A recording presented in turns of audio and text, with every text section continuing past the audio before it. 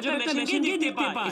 সেই মেশিনটাকে খোলার পর তার ভেতর থেকে আজব একটা লেজারের বন্দুক ও বের হয়ে লেজার আসে। গান। যা দেখার পর মোগলি অনেক অবাক হয়ে যখনই বন্দুকটাকে চেক করতে শুরু করে তখনই হঠাৎ করে বন্দুকটা চালু হয়ে যায়। জুনো সে ডান দিকে তাকালেই দেখতে পায় সেই বন্দুকের মাধ্যমে এমন একটা গুলি বের হয়েছে যার মাধ্যমে একটা পোর্টাল খুলে গিয়েছে। কিন্তু মোগলি সেই পোর্টালের মধ্যে তার হাত ঢোকালেই তার হাত অন্য পাশ দিয়ে বের হয়ে তাকেই মারতে শুরু করে দেয়। জুনো মোগলি অনেক রেগে সেই বন্দুক দিয়ে ভালুকের সামনে গুলি করে দেয়, যার কারণে ভালুক সেই পোর্টালের মধ্যে তার মাথাটাকে ঢুকালেই তার মাথাটা তার পাশার সামনে দিয়ে বের হয়ে আসে। কিন্তু তখনই ভালুকটা তার মুখের উপরেই বাদ মেরে দেয়। হাত এরপর দিয়ে মোগলি দিল। একটা বানরের সামনে গুলি করে দিলেই সেই বানরটা একটা মানুষের দুনিয়াতে পৌঁছে যায়। তখন মোগলি তার বন্ধুদের সঙ্গে এসব করে অনেক মজা পাচ্ছিল, কিন্তু তখনই ভালুকটা তারপর মোগলির কি হাত হয় থেকে দেখুন। বন্দুকটাকে কেড়ে নিয়ে মোগলির উপরেই গুলি করে দেয়, যার ফলে বানরটা আবারও তাদের দুনিয়াতে ফিরে আসে। এরপর বানরটা সেই বন্দুকটাকে পাওয়ার পর ভালুকের উপরে গুলি করে দেয়। এই জন্য মোগলির জ্ঞান ফিরলেই সে দেখতে পায় তার মাথাটা ভালুকের পাছার উপরে পৌঁছে গিয়েছে। পাছার উপর। যা দেখার পর মোগলি অনেক খুশি হয়ে যখনই হাসতে শুরু করে দেয় এইসব তখন সেই কার্টুনে বন্দুকের ব্যাটারির চার্জ শেষ হয়ে সম্ভব, যায়, হ্যাঁ? যার কারণে মোগলির মাথাটা চিরদিনের জন্য ভালুকের পাছার সঙ্গেই আটকে যায়।